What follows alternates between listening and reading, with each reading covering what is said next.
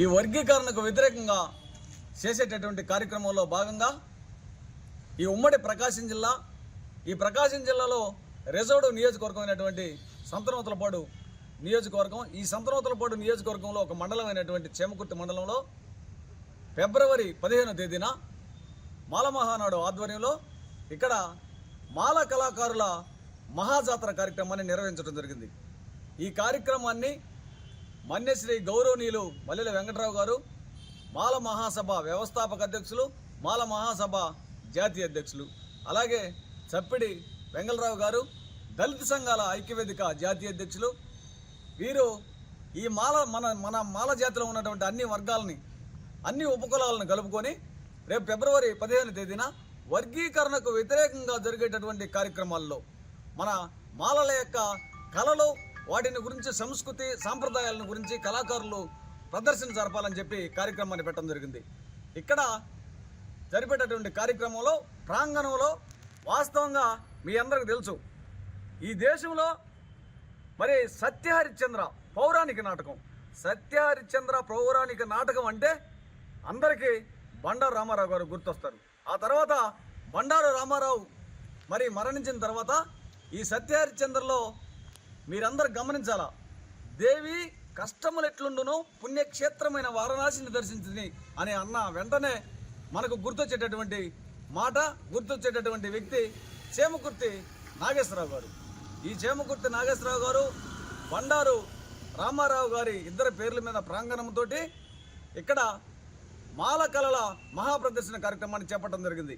మన కులంలో ఉన్నటువంటి మరి అన్ని వర్గాల్లో అనేక రకాలు ఉన్నటువంటి దాసరమాల, పంబలమాల, ఆ తర్వాత బైండ్ల మాల, ఇలా రకరకాల ఈ అన్ని వర్గాల వారు తమదైనటువంటి కళా ప్రదర్శనను ప్రదర్శింపజేయడానికి ఈ కార్యక్రమాన్ని ఏర్పాటు చేయడం జరిగింది.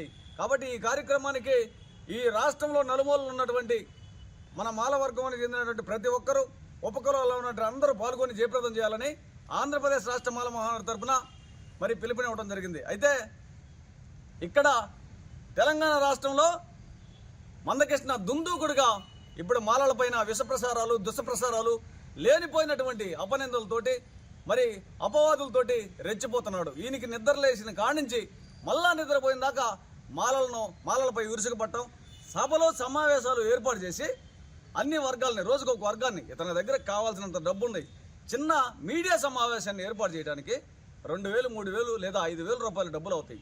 ఇతను రోజుకు ఒక వర్గాన్ని, ఎస్టీ వర్గం, బీసీ వర్గం, ఓసీ వర్గం, రెడ్డి వర్గం, కమ్మ వర్గం, దొరల వర్గం, మరి ఈ రకంగా ఒక్కొక్క వర్గాన్ని ఏర్పాటు చేసి ఈ వర్గంలో ఈ యొక్క సమావేశాల్లో మాలలను దూషించడం, దుర్భాషలాడటం, కయ్యానికి కాలు దోవటం మీరందరూ గమనించే ఉండొచ్చు. ఒక విధమైనటువంటి ఈ సమాజంలోకి మాలల మీద చెడు ప్రసారం, దుష్ప్రసారాన్ని తీసుకెళ్తున్నాడు.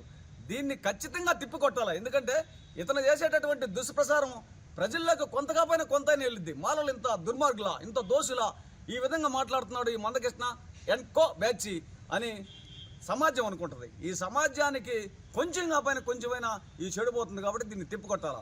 వాస్తవంగా మందకృష్ణ మాట్లాడేటటువంటి మాటల్లో మీరు సుమారుగా 3 కమిషన్లు వేస్తే వర్గీకరణ మీద 3 కమిషన్లను ధిక్కరించారు, ప్రధానమంత్రి మాట ధిక్కరించారు, రాష్ట్రపతి మాట ధిక్కరించారు, సుప్రీంకోర్టు తీర్పును వ్యతిరేకించారు. అన్ని వర్గాలు, అన్ని కులాలు, అన్ని మతాలు, అన్ని రాజకీయ పార్టీలు మాకు అనుకూలంగా ఉన్నాయి. ఇది రాజ్యాంగబద్ధమైనటువంటి డిమాండు, వర్గీకరణ చేయాల్సిందే, వర్గీకరణకు మీరు అనుకూలించాల్సిందే, సుప్రీంకోర్టు తీర్పును కూడా మీరు ఎందుకు ధిక్కరిస్తున్నారు అని చెడుగా ప్రజల్లోకి తీసుకెళ్తున్నాడు. వాస్తవంగా మీరందరూ చదువుకున్నటువంటి ప్రజలు చాలా మేధావులు. ఈరోజు ప్రజలు వినాల. వాస్తవంగా 1965లో ఉమ్మడి ఆంధ్రప్రదేశ్ రాష్ట్రంలో లోకూర్ కమిటీ వేయడం జరిగింది. ఈ లోకూర్ కమిటీలో కొంతమంది కాదు, ఒకరో ఇద్దరో బాబు జగజ్జీవన్ రావు గారి అనుచరులు మరి ఈ ఎస్సీ ఉపకులాల్లో ఉన్నటువంటి మాలలు అభివృద్ధి చెందున్నారు, వీళ్ళు ఎక్కువగా రిజర్వేషన్లు పొంది ఉన్నారు, కాబట్టి వీళ్ళని ఈ ఎస్సీ ఉపకులాల్లో ఉంచడానికి లేదని చెప్పి ఆ రోజు మాట్లాడటం జరిగింది. ఒక్కడు రిప్రజెంటేషన్ ఇవ్వడం జరిగింది. ఈ లోకూర్ కమిటీని నేషనల్ ఎస్సీ ఎస్టీ కమిషను కొట్టివేయడం జరిగింది. లోకూర్ కమిటీ అనేది లేదు, పూర్తిగా రద్దు అవడం జరిగింది. ఉమ్మడి ఆంధ్రప్రదేశ్ రాష్ట్రంలో 96లో చంద్రబాబు నాయుడు ముఖ్యమంత్రిగా ఉన్నప్పుడు రామచంద్రరాజు కమిషన్ వేయడం జరిగింది. ఈ రామచంద్రరాజు కమిషన్ ప్రకారం ఏబిసిడి వర్గీకరణ చేస్తూ మరి 97లో వర్గీకరణ చేస్తే ఆ రోజు ఉమ్మడి ఆంధ్రప్రదేశ్లో రాష్ట్రంలో ఉన్నటువంటి హైకోర్టు సింగిల్ జడ్జి బిలాల్ నజ్గీ అనేటటువంటి జడ్జి గారు ఈ యొక్క ఏబిసిడి వర్గీకరణను కొట్టివేయడం జరిగింది. వాస్తవంగా హైకోర్టు సింగిల్ జడ్జి కొట్టేసినప్పుడు ఈ హైకోర్టు తీర్పును ధిక్కరించింది ఎవరు? ప్రజలారా గమనించండి మాదిగులు. ఆ తర్వాత ఉమ్మడి ఆంధ్రప్రదేశ్ రాష్ట్రంలో 2000 సంవత్సరంలో అప్పుడు మళ్ళా ముఖ్యమంత్రిగా ఉన్నటువంటి చంద్రబాబు నాయుడు వర్గీకరణ చేస్తే 2004లో సుప్రీంకోర్టును ఆశ్రయించి మా మాల పెద్దలు మేధావులు ఆశ్రయించి అక్కడ 5 జడ్జీలతో కూడినటువంటి ధర్మాసనం ఈవి చిన్నయ్య వర్సెస్ ఆంధ్రప్రదేశ్ కేసు అక్కడ సుప్రీంకోర్టులో 5 జడ్జీలు కొట్టేయడం జరిగింది. ఇక్కడ ఆంధ్రప్రదేశ్ రాష్ట్రంలో మరి హైకోర్టు కొట్టేసినటువంటి తీర్పును ధిక్కరించారు. సుప్రీంకోర్టులో 2004లో అక్కడ మరి 5 జడ్జీలతో కూడినటువంటి ధర్మాసనం కొట్టేస్తే ఆ యొక్క సుప్రీంకోర్టు తీర్పును కూడా ధిక్కరించారు. ఇప్పుడు కోర్టు తీర్పును ధిక్కరించింది ఎవరు చెప్పండి మీరు? మళ్ళా అంతటితోటి ఊరుకోకుండా లాబియింగ్లు చేసుకుంటూ దొడ్డిదారి ప్రయత్నాలతోటి ఈరోజు మరి మందకృష్ణకు అనుకూలంగా కౌగిలించుకొని ముద్దు పెట్టుకొని అపాయింట్మెంట్ ఇచ్చి ఫోన్లు లిఫ్ట్ చేసేటటువంటి అగ్రనేత బీజేపీ కులతత్వ మతతత్వ పార్టీ అగ్రనేత మరి వాస్తవంగా ప్రధానమంత్రి తలుచుకుంటే ఏమైనా జరిగింది. ప్రధానమంత్రి రాజ్యాంగ ప్రకారం సూటిగా పార్లమెంట్లో బిల్లు పెట్టుకొని ఆర్టికల్ 341 అమెండ్మెంట్ చేసుకొని మరి ఈరోజు వర్గీకరణ చేయొచ్చు. అలా వర్గీకరణ చేయకుండా నా చేతులకు మట్టి ఎందుకు అంటేదని చెప్పి సుప్రీంకోర్టు చేత ఒక దురదృష్టకరమైనటువంటి తీర్పుని ఇప్పించిన సంగతే ఈ దేశ ప్రజలందరికీ తెలుసు. ఇదా మేము ధిక్కరించింది. ఈరోజు వాస్తవంగా మా మాలలు ఎవరు కూడా సుప్రీంకోర్టు యొక్క తీర్పుని వ్యతిరేకించలా, మేము వర్గీకరణకు వ్యతిరేకంగా మాట్లాడలా. సుప్రీంకోర్టు ఇచ్చినటువంటి గైడ్లైన్స్ చదువుకోమని చెప్తున్నాం. ఈ గైడ్లైన్స్లో ఏముంది? మీరు ఆయా రాష్ట్రాల్లో మీకు అనుకూలమైతే వర్గీకరణ చేయండి. ఎలాగంటే సెన్సస్ తీయండి. ఈ 59 ఉపకులాల్లో వాట్ ఈజ్ వాట్, ఎవరు ఎంతమంది ఉన్నారు, ఎవరు ఏం చేస్తున్నారు, వీళ్ళు ఏం చేస్తున్నారు అని వాస్తవంగా సెన్సస్ తీయమన్నారు. కులగణన ప్రకారం ఈ సెన్సస్ తీసి వర్గీకరణ చేసుకోండి, లేకపోతే మీకు నచ్చకపోతే మళ్ళీ మీరు తిరిగి నా దగ్గరికి రండి అని చెప్పి సుప్రీంకోర్టు ఇవ్వడం జరిగింది. మేము ఏమంటామంటే రాజ్యాంగం ప్రకారం వాస్తవంగా గత సంవత్సరం మరి తెలంగాణలో, కర్ణాటకలో, మెడ్రాస్లో రాష్ట్ర ప్రభుత్వాలు కులగణన చేస్తే సుప్రీంకోర్టు కేంద్ర ప్రభుత్వం కొట్టేయడం జరిగింది. రాష్ట్ర ప్రభుత్వాలకు కులగణన చేసే అర్హత లేదు, వాస్తవంగా నేషనల్ సెన్సస్ కమిషన్ మాత్రమే చేయాలని చెప్పి కొట్టేయడం జరిగింది. మేమేమంటామంటే కేంద్ర ప్రభుత్వం చేత కులగణన చేయించి మరి ఆ కులగణన ప్రకారం వాట్ ఈజ్ వాట్ అని లెక్కలు తీసి అప్పుడు వర్గీకరణ చేయండి.